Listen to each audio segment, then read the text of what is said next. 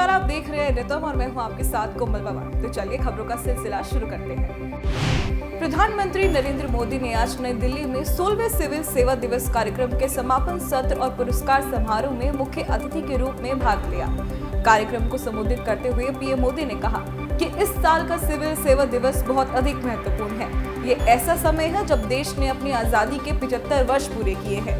साथ ही पीएम ने कहा कि 2014 के मुकाबले आज देश में 10 गुना ज्यादा तेजी से रेल लाइनों का इलेक्ट्रिफिकेशन हो रहा है। 2014 के मुकाबले आज देश में दोगुनी रफ्तार से नेशनल हाईवे का निर्माण हो रहा है। पीएम मोदी ने कहा कि 2014 के मुकाबले आज देश में एयरपोर्ट की संख्या भी 2 गुने से ज्यादा हो गई है।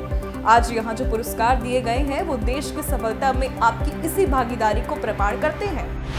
जम्मू कश्मीर के पुंछ जिले में 20 अप्रैल को भाटा दूडिया इलाके में सैन्य वाहन पर आतंकी हमले में 5 जवान शहीद हो गए हैं। आतंकियों ने पहले गोलियां चलाई, फिर ग्रेनेड दागे, जिससे वाहन में आग लग गई और जवान आग में झुलस गए। एक जवान गंभीर रूप से घायल हो गया है। सैन्य प्रवक्ता ने बताया कि हमलावरों की संख्या 4 से 5 है। पूरे इलाके की घेराबंदी कर तलाशी अभियान चलाया जा रहा है। वहीं इस आतंकी हमले की जिम्मेदारी संगठन पीपल्स एंटी-फासिस्ट फ्रंट ने ली है। इस बीच आतंकी हमले को लेकर एक बड़ा खुलासा हुआ है। बताया जा रहा है कि हमले में आतंकवादियों ने चीन में बनी गोलियों का इस्तेमाल किया था। तो अब एनआईए की 5 सदस्यों की टीम इस हमले की जांच करेगी। केंद्रीय गृह मंत्री अमित शाह के सामने असम के सीएम हेमंत बिस्वा शर्मा और अरुणाचल प्रदेश के सीएम पेमा खांडू ने 5 दशक पुराना विवाद समाप्त करने के समझौते पर हस्ताक्षर किया। शाह ने दोनों राज्यों के सीमा समझौते को ऐतिहासिक बताते हुए विकसित, शांत और विवाद मुक्त पूर्वोत्तर की दिशा में एक अहम कदम बताया। समझौते में यह भी कहा गया कि दोनों पक्ष भविष्य में एक दूसरे के किसी भी गांव पर दावा नहीं करेंगे।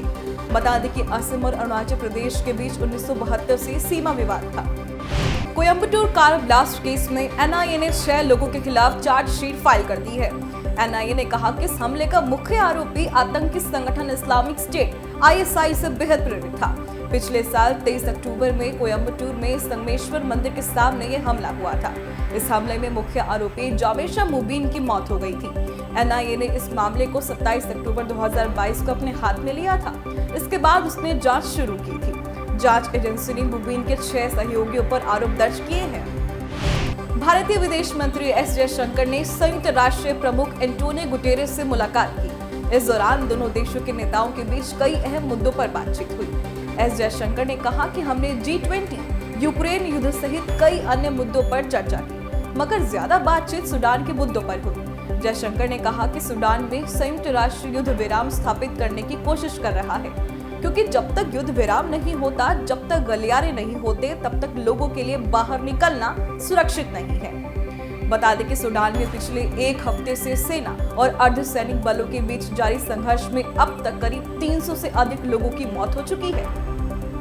विंग कमांडर दीपिका मिश्रा वीरता पुरस्कार पाने वाली भारतीय वायुसेना की पहली महिला अधिकारी बन गई हैं। दरअसल मध्य प्रदेश के सुब्रतो पार्क में वायुसेना सभागार में आयोजित अलंकरण समारोह में कई अधिकारियों और वायु योद्धाओं को युद्ध सेवा पदक और अन्य पुरस्कार दिए गए, जहां वायुसेना प्रमुख air chief marshal BR Chaudhary ने विंग कमांडर दीपिका मिश्रा को वीरता पुरस्कार से सम्मानित किया। वायुसेना के प्रवक्ता के अनुसार राजस्थान निवासी दीपिका मिश्रा हेलीकॉप्टर पायलट है। उन्हें मध्य प्रदेश में बाढ़ राहत अभियान के दौरान अदम्य साहसिक कार्य के लिए वायुसेना पदक वीरता से सम्मानित किया गया था।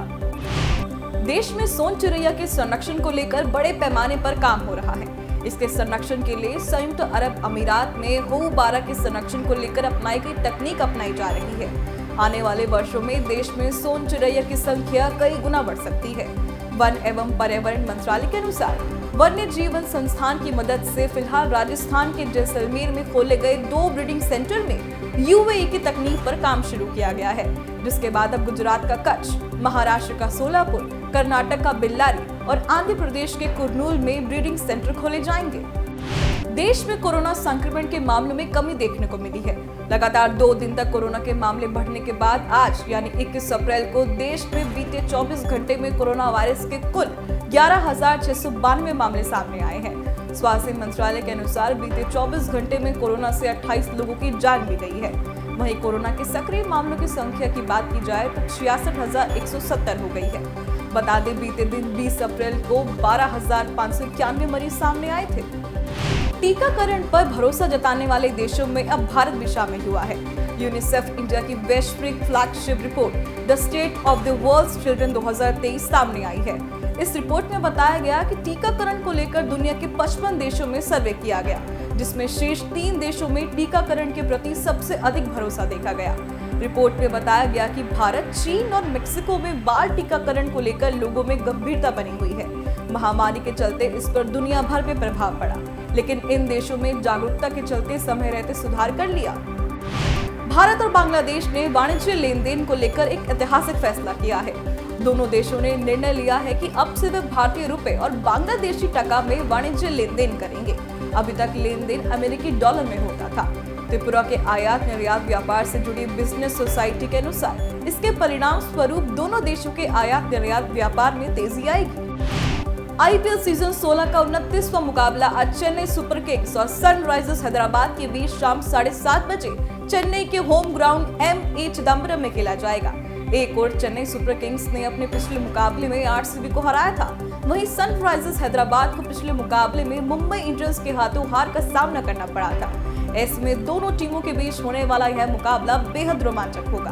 बता दें, अंक तालिका की तो चेन्नई सुपर किंग्स तीसरे स्थान पर है, जबकि सनराइजर्स हैदराबाद 9वें स्थान पर है।